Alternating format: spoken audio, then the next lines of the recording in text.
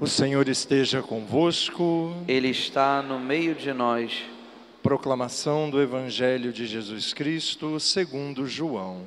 Glória a vós, Senhor. Estava próxima a Páscoa dos judeus e Jesus subiu a Jerusalém. No templo, encontrou os vendedores de bois, ovelhas e pombas e os cambistas que estavam aí sentados. Fez então um chicote com cordas e expulsou todos do templo, junto com as ovelhas e os bois.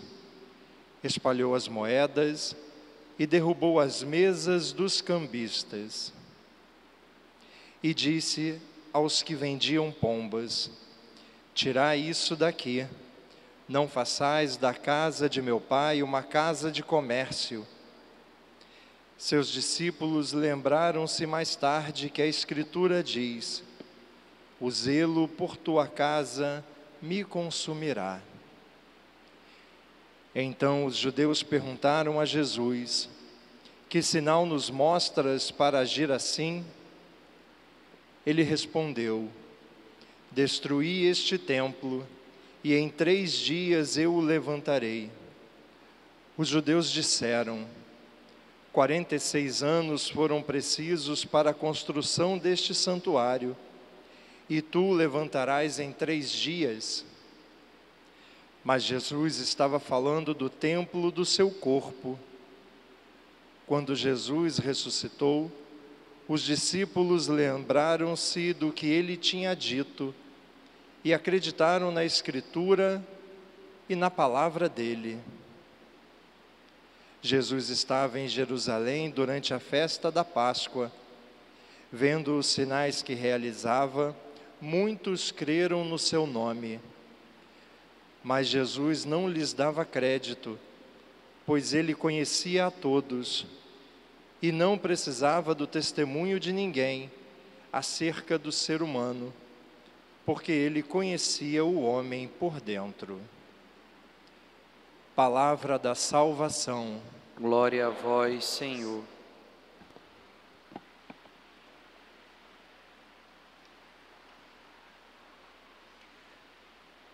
Irmãos queridos, o trechinho do Evangelho que nós ouvimos nesse domingo conta para a gente um acontecimento que certamente ajudou a precipitar os planos dos sacerdotes e dos mestres da lei para dar um fim à vida de Jesus.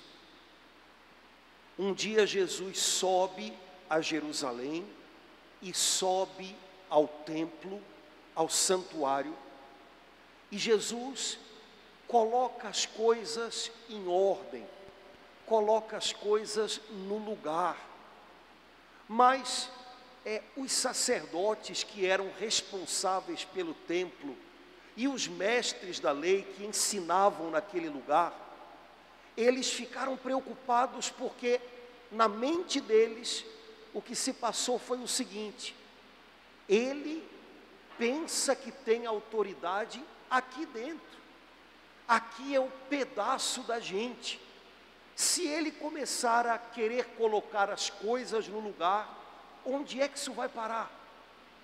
Então os sacerdotes e mestres começaram a se sentir ameaçados por esse jeito de Jesus de querer colocar as coisas em ordem no santuário. E certamente essa preocupação fez com que eles pensassem logo em dar um jeito em Jesus. Mas esse fato que nós costumamos chamar de a expulsão dos vendilhões do templo, não é só um fato que ajuda a gente a entender a história de 2000 anos atrás, mas o que Jesus fez no templo, no santuário em Jerusalém, há 2000 anos, fala de algo que Jesus certamente precisa fazer também aqui e aí. existe alguma coisa na vida da gente que deve acontecer e que é muito parecida com o que aconteceu em Jerusalém há 2000 anos atrás. Para que a gente possa entender um pouco isso, preciso pegar você agora e dar um passeio com você. Vamos lá. A palavra templo na Bíblia, ela assume significados diferentes à medida que você vai lendo a Sagrada Escritura. Essa palavra templo, ela começa a dizer coisas diferentes à medida que você vai caminhando pela Bíblia. Durante todo o Antigo Testamento e até a época de Jesus, o templo é o santuário que foi construído em Jerusalém. Jerusalém ficava e fica até hoje numa região montanhosa, num desses morros dessa região. Por isso, várias vezes a gente escuta na Bíblia essa expressão: Jesus subiu a Jerusalém, ou então as pessoas foram subindo a Jerusalém, porque de fato era uma região de serra. Jerusalém fica num dos morros dessa serra, e na parte mais alta de Jerusalém, na rocha mais alta do morro, foi construído o templo. Bom, em todo o Antigo Testamento, até a época de Jesus, templo é este santuário que fica no alto de Jerusalém. O santuário que foi construído por Salomão, filho do rei Davi. O santuário que foi destruído quando o reino de Judá foi invadido pelos babilônios. O santuário que foi reconstruído quando os judeus puderam voltar para casa. Esse santuário reconstruído, esse segundo templo, era o que existia na época de Jesus.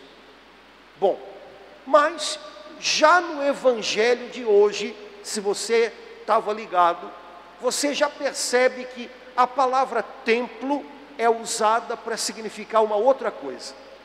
Quando Jesus coloca os vendilhões para fora, no lugar que eles deviam estar, os sacerdotes e os mestres vão até Jesus e dizem: faz um sinal. Na linguagem de São João, sinal é igual a milagre. Faz um milagre para que a gente saiba que você tem autoridade para mandar aqui dentro do templo. E então Jesus diz: destruam este templo e em 3 dias eu o reerguerei. E aí São João coloca assim um parênteses e diz: Jesus estava falando do templo que era o seu corpo.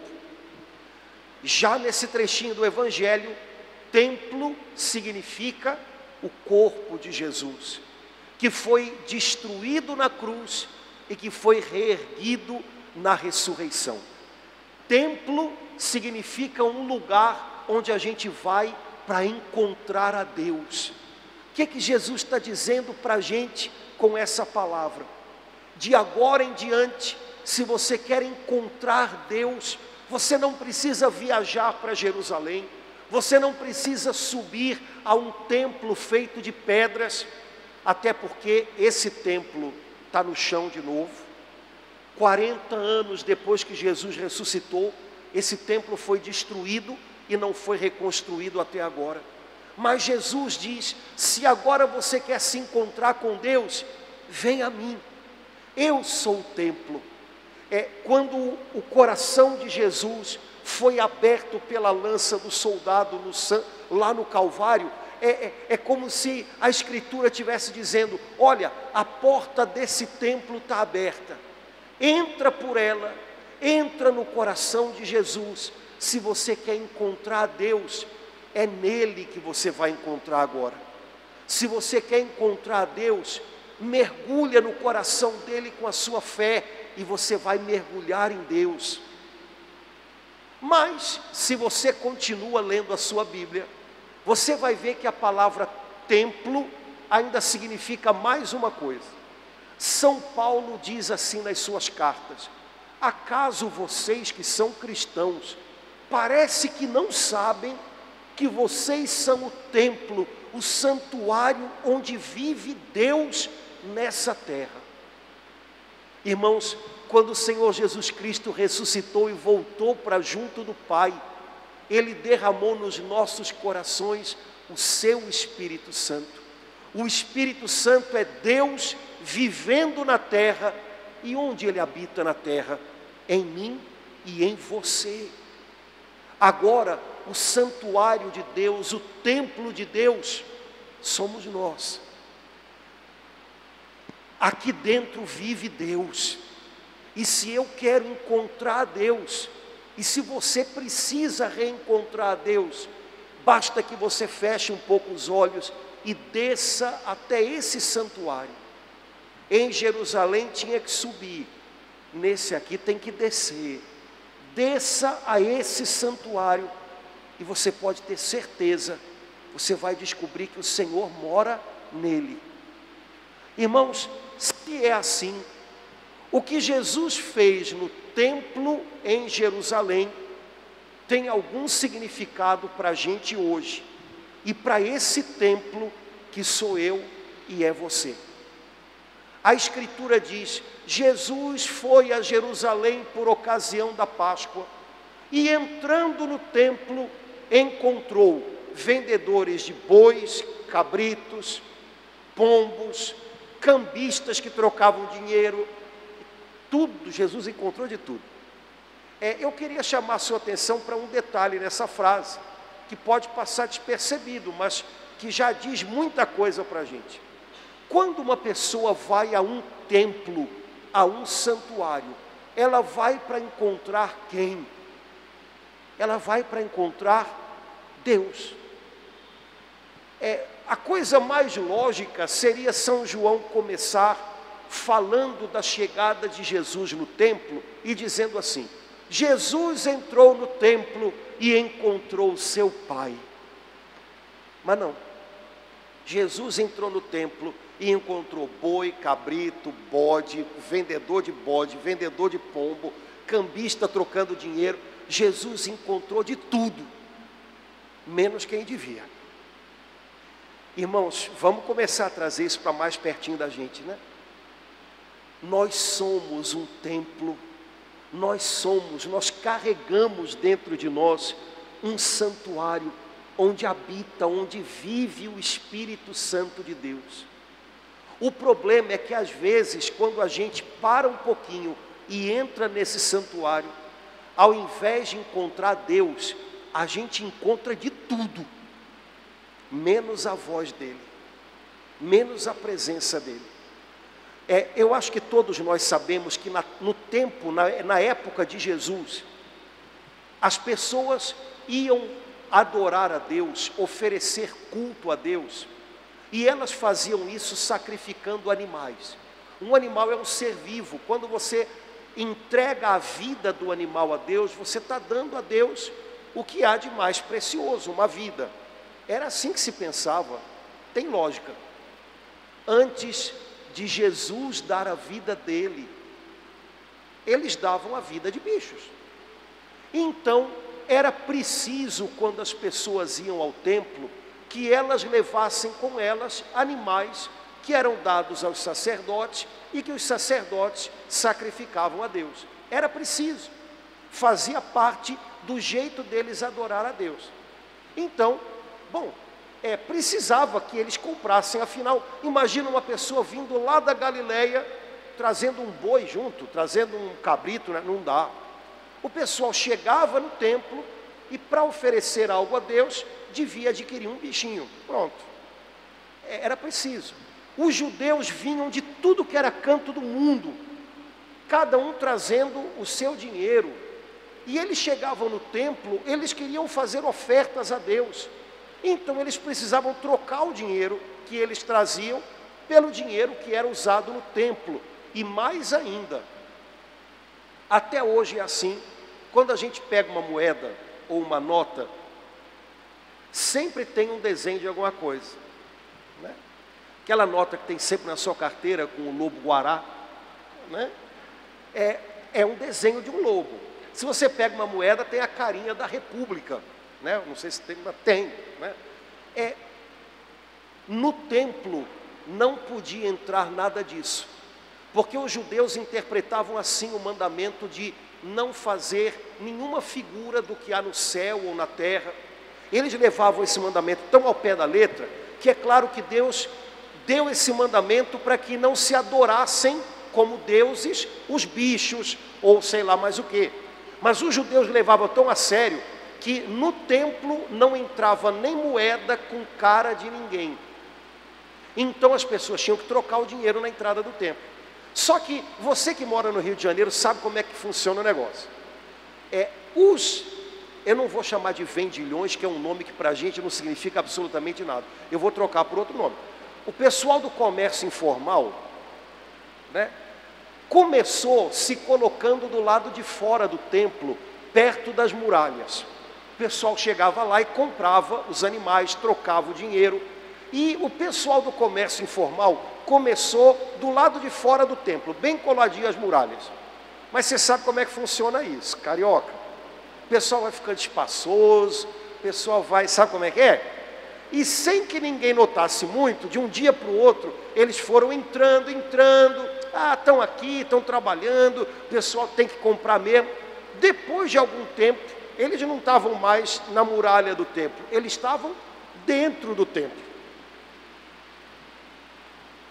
Igualzinho acontece com a gente. Irmãos, ao redor da gente, daqui para lá, das nossas muralhas, é sempre uma confusão. 1000 pessoas falando 1000 coisas, dando 1000 palpites, dizendo 1000 coisas, e coisas que se contradizem, coisas que agora são verdade e amanhã dizem que não são, que agora são de um jeito e de noite já vão ser de outro. Ao redor da gente, ao redor das nossas muralhas, é sempre uma confusão. Mas sabe como é que é, né? Aos pouquinhos a confusão vai entrando. E sem que a gente perceba, a confusão de fora, daqui a pouco, está toda dentro. E esse lugar que devia ser um santuário, onde a gente conseguiria sentir a presença de Deus, que acalma a nossa alma. Esse lugar que devia ser um santuário, onde a gente devia ouvir a voz de Deus para dar direção, rumo para a nossa vida, de repente vira uma praça, parece que é uma feira. E daqui a pouco as nossas coisas aqui dentro também estão todas emboladas. Sentimentos embolados, eu amo e detesto, eu quero e não quero. Pensamentos embolados, é assim ou não é, para que lado eu vou, o que eu faço? Olha, e daqui a pouco, esse lugar, que devia ser um lugar onde a gente encontra Deus, vira um lugar onde a gente encontra de tudo, menos Deus.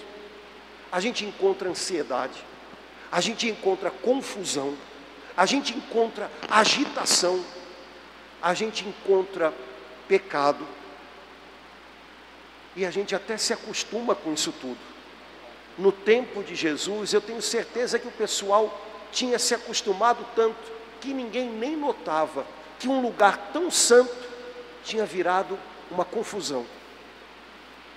Talvez você tenha passado um bom tempo sem notar, que um lugar tão santo, que é você, hein? Você, aqui dentro, um lugar tão digno, tão nobre, sonhado por Deus para ser preenchido com coisas tão altas, tão verdadeiras, de repente se tornou um lugar onde você foi se intoxicando com todo tipo de bagunça, de lixo. Bom, Jesus entrou no templo e pensou, vamos colocar as coisas no lugar. Quem sabe hoje Jesus não gostaria de fazer isso pela gente. Opa, está bagunçado mesmo, está confuso. Vamos colocar as coisas no lugar. Vai fazer bem para você, vai acalmar você, vai fazer você reconquistar esse templo. É seu e de Deus. Não sei se você prestou atenção no comecinho do Evangelho, tem uns detalhes tão legais. São João diz que Jesus pegou uma corda e enrolou, e fez uma espécie de chicote.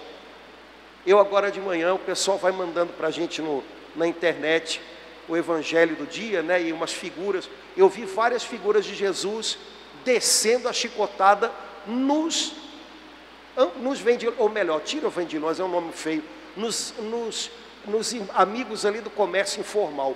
Eu olhei aquilo e falei, gente, Jesus descendo a chibatada, na minha cabeça é uma coisa mais simples. Como é que você toca boi, cabrito, pega um negócio, bate, né? Ei, vamos embora, sai, pronto. Jesus não era um descontrolado. Até quando Jesus se indignava, ele sabia como levar. O descontrolado é nós, certo? Quando a gente fica indignado, até com uma coisa que tem que se indignar mesmo, a gente acaba atropelando tudo, fala além da conta, mete o pé na porta. Jesus não faz isso não. Jesus foi botando aquilo tudo para fora, e Jesus dizia, tirem isso daqui, porque não é lugar para isso. Jesus não estava brigando porque eles estavam vendendo, era preciso vender e comprar aqueles negócios. Jesus não queria acabar com a renda daquele pessoal. Jesus só queria que cada coisa fosse para o seu lugar. E santuário não era lugar daquilo, era preciso ir para fora. Irmãos, se hoje a gente pudesse ouvir Jesus dizendo para a gente, tira isso daqui, não é lugar para isso, tira. O que Jesus tiraria? O que Jesus nos ajudaria a tirar daqui de dentro? Porque entrou demais, invadiu demais e está gerando confusão, angústia, está afastando a gente de Deus. Pode ser que a ansiedade que a gente está sentindo seja sinal de que a gente deixou entrar demais a preocupação excessiva. Jesus falou tanto disso. A cada dia basta o seu cuidado, porque Jesus sabe que o dia chamado hoje a gente consegue carregar. O fardo do dia de hoje, ele pode ser pesado, mas ele não é insuportável. Agora, Jesus também sabia e sabe que quando a gente antecipa o fardo de amanhã, pronto, aí já não, o de hoje com o de amanhã a gente desmonta. E quando a gente fica muito preocupado com o dia de amanhã, e a gente olha para frente, e tem umas coisas que a gente ainda não vê solução, a gente começa a pensar que a gente está lidando com as coisas sozinho, e aí a gente tira a nossa confiança das mãos de Deus, e começa a se deixar levar pela angústia, pela sensação de que não tem jeito, sei lá mais o que. Irmãos, quem sabe entrou preocupação exagerada aqui dentro, essa mania que a gente tem de querer controlar tudo, saber tudo com antecedência, e a nossa confiança no Senhor foi embora, e a gente não consegue mais ouvir a voz do Senhor, ensinando a gente dia a dia, porque a nossa ansiedade faz a gente atropelar o hoje e ficar com a cabeça no depois. Você pode pensar que preocupação exagerada, ansiedade, são coisas tão daqui, que não tem a ver com o seu relacionamento com Deus, tem tudo a ver. Porque a única coisa capaz de vencer a preocupação exagerada e a ansiedade que brota dela, e essa nossa mania de querer ter tudo na mão e mandar em tudo, a única coisa que vence isso se chama entrega e confiança. Não tem outra. Será que hoje Jesus não gostaria de dizer para você, para mim, tira daqui essa preocupação exagerada? Ela está te tornando alguém com a mente adoecida. A cada dia o seu cuidado. Ele sabe que a gente tem que prever algumas coisas para mostrar, um caminho. Ele sabe, mas ele também sabe que antecipar males que a gente nem sabe se vão acontecer não ajuda a resolver problema nenhum. Quem sabe o Senhor não diria para a gente, tira daqui, tira isso daqui, falando a respeito de a nossa curiosidade. Irmãos, e não venham me dizer que vocês não são curiosos. Eu não sei se já fizeram algum ser humano que não é curioso, não é? A nossa curiosidade em pequenas e grandes coisas, como é que sem perceber, ela vai tomando conta da gente e ela vai invadindo o nosso coração com um monte de coisas que só nos impedem de ouvir a voz de Deus. A gente se torna curioso excessivamente com as pessoas que estão no nosso raio de visão. Queremos saber, julgamos, temos soluções, porque para os outros eu tenho um monte de soluções, né? Para mim é que nem sempre eu tenho, mas para os outros, e a gente é curioso, foi assim, O Padre Pio dizia que a curiosidade é a sepultura da caridade. A gente tem um monte de curiosidade, a gente quer saber, a gente quer julgar, e a nossa caridade com o outro morre exatamente aí. E às vezes a gente começa a trazer para a gente problemas que nem cabe a gente resolver. A nossa curiosidade com o que está acontecendo, eu acho que a nossa mente deve ter um número X de notícias que ela consegue processar ao longo do dia. Mas a gente tem uma curiosidade, sabe, é incontrolável. Então a gente quer ouvir o triplo de notícias e daqui a pouco, ou então a gente começa a achar que tem que dar opinião sobre tudo, e daqui a pouco a gente está brigando com os outros sobre coisas que a gente nem sabe. De repente Jesus gostaria de dizer para a gente: tire isso daqui, olha para dentro, tem muita coisa aqui para você descobrir, antes de se preocupar, até em dizer que vai ajudar a mudar o outro. Olha para cá primeiro, calma com a quantidade de notícias, você só consegue processar 5, você está lendo 45, você está você está se exasperando. Para que isso? Calma, puxa o freio. Quem sabe o Senhor talvez não diga para a gente: tira daqui as coisas que colocam em perigo a tua alma. Hoje nós ouvimos o Salmo dizendo: o temor do Senhor é perfeito. Sabe como é que você guarda o seu santuário? Tendo temor de Deus. Temor de Deus não é medo de Deus. Temor de Deus é medo de se perder dele. E quando a gente tem isso, porque a gente ama demais o Senhor e a gente não quer se perder dele, a gente cerca o santuário da gente com atenção e não deixa entrar nele qualquer coisa. Cuida do teu santuário com temor de Deus e tira daqui o que faz você andar na corda bamba e que pode perder a sua alma. A gente está num tempo difícil, todo mundo fragilizado, todo mundo à flor da pele, e não é nada difícil que nessa situação, em casa, a gente tenha um pouco de desavenças, a gente tenha dificuldade de lidar com a esposa, com o marido, e as coisas ficam delicadas. É natural, gente. A gente tem que administrar isso de algum modo.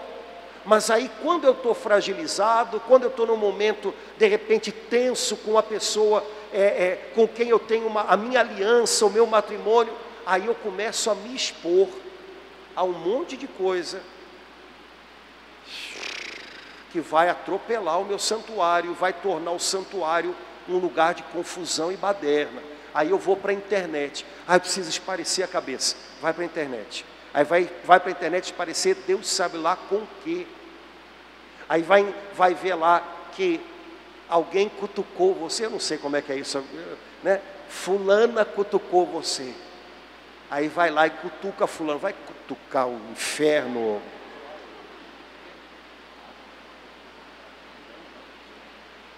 Cuida do teu santuário,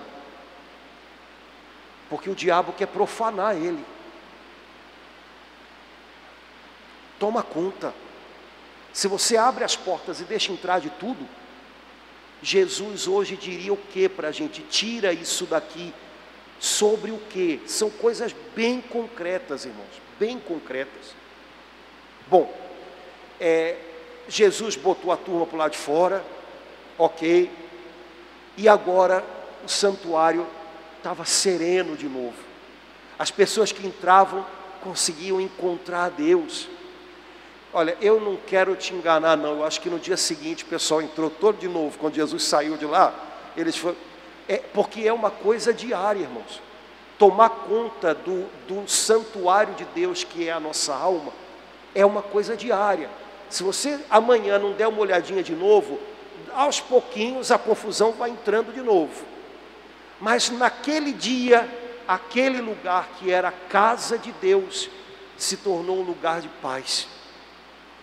Porque Jesus colocou tudo no seu devido contexto, no seu devido lugar. Irmãos, todos nós temos a sensação, às vezes, de que a nossa vida virou de cabeça para baixo. Todos nós temos a sensação, às vezes, de que a nossa vida está uma bagunça e a gente não sabe nem muito bem por onde começar a arrumar. Ontem, fazendo a live com as crianças, eu falava: crianças, de vez em quando a mamãe não pede para você arrumar o seu quarto, porque o quarto vai ficando bagunçado. Eu imagino as mães em casa, mas está vendo? Está vendo? Parece que o quarto está aqui. Não está não, é porque eu tive quarto também, né? Então, a mamãe não pede. Pois é, porque se a gente não prestar atenção, daqui a pouco a gente está vivendo na bagunça. A gente não nota que às vezes a gente está vivendo na bagunça. Sabe, hoje se fala de umas coisas que quando eu era garoto eu não falava, mas devia existir, mas agora se fala, os acumuladores, que vão enchendo a casa. Daqui a pouco o cara está vivendo no meio de uma lixeira, e ele não nota. Todo mundo que chega perto nota, sente o cheiro, não consegue entrar na casa, mas a pessoa que mora ali se acostumou, as coisas foram entrando aos poucos. Irmãos, a gente tem que desmascarar isso. Nada na vida de um cristão que vem à igreja entra de uma maneira tão que a gente note: uau, estão querendo invadir o meu santuário. Não, não é assim. As coisas vão entrando aos pouquinhos, sabe? E quando a gente menos espera, a gente está vivendo no meio de uma confusão.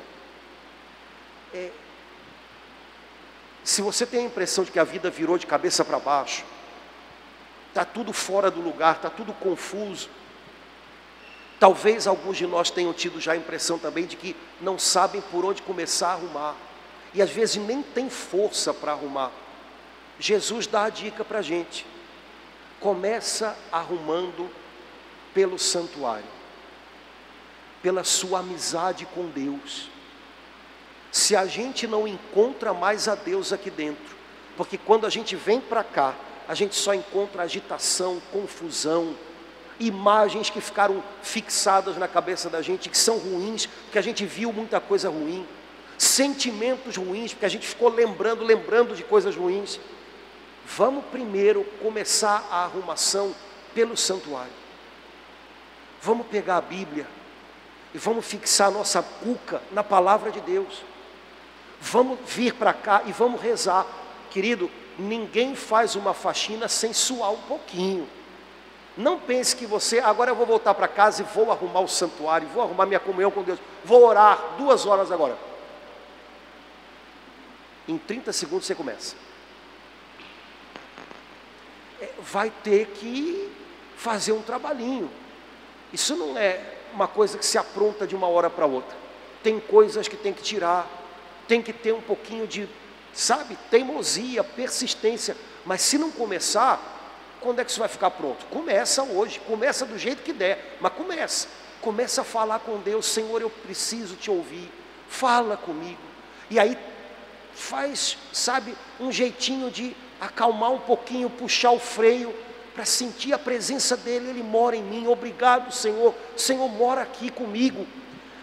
Comece a arrumar a sua vida pelo santuário, o resto arruma depois. E quando a gente tenta fazer o contrário, não funciona. Existem pessoas, eu não sou psicólogo, nem quero ser, não sei, mas qualquer psicólogo, qualquer terapeuta diria isso. Existem pessoas que não conseguem arrumar sequer o quarto delas, porque aqui dentro está tão confuso e bagunçado, que a pessoa não sabe nem... Então ela para diante do quarto, a bagunça daqui não deixa ela arrumar a bagunça de lá. Tem que ajeitar um pouquinho aqui, aí você depois mexe lá. ajeita mais um pouquinho aqui, mexe de novo fora, mas começa dentro.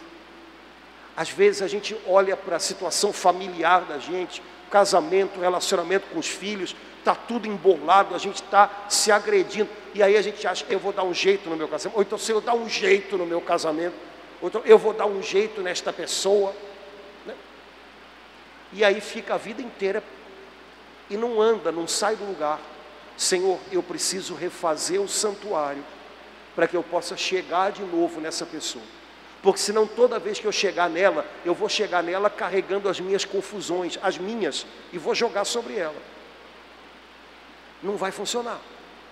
Arruma o santuário, aos pouquinhos, volta a ter amizade com Deus, relacionamento com Deus, tira do santuário o que entrou invadindo e que te arranca das mãos de Deus. Olha, uma dica legal lá do Antigo Testamento, quando o reino de Judá foi invadido pelo império da Babilônia, os babilônios destruíram Jerusalém e destruíram o templo, levaram os judeus para o exílio. Anos depois, um novo imperador de um império que se tornou mais forte que o império babilônio, permitiu que os judeus voltassem para casa. Alguns quiseram voltar, outros estavam bem na Babilônia, pensavam, vamos ficar por aqui mesmo, né? Alguns voltaram. Esses que voltaram, quando chegaram em Jerusalém, choraram, porque eles viram a cidade aos pedaços, em ruínas. Alguns viram o templo e choraram, porque eles lembravam de como era antes. E aí, eles foram conduzidos por homens de fibra, homens de Deus, vamos reconstruir. Está em ruínas, o que a gente faz? Reconstrói. E qual era a tática normal de reconstrução de uma cidade naquele tempo? Bom, para a gente reconstruir a cidade, vamos começar reconstruindo as muralhas, a proteção da nossa cidade. Depois a gente arruma dentro. Seria o normal, o lógico. Mas Deus enviou profetas para o povo, dizendo o seguinte, olha só, não comecem pelas muralhas, porque a proteção de vocês não são muralhas de tijolo. Vocês já viram que se chegar alguém e quiser botar abaixo, bota. Comecem a reconstrução pelo santuário. A partir do santuário, vocês reconstroem o resto. Vocês vão ver que funciona. E funcionou. É como se o Senhor estivesse dizendo, olha, a proteção de vocês é a amizade de vocês comigo. Preparem de novo, reconstruam um lugar onde a gente se encontra, onde vocês escutam a minha voz, e vocês vão ver que o resto vocês vão reconstruir aos pouquinhos. Irmãos, é uma dica boa para a gente. Ah, minha vida está arrasada, parece um monte de ruínas.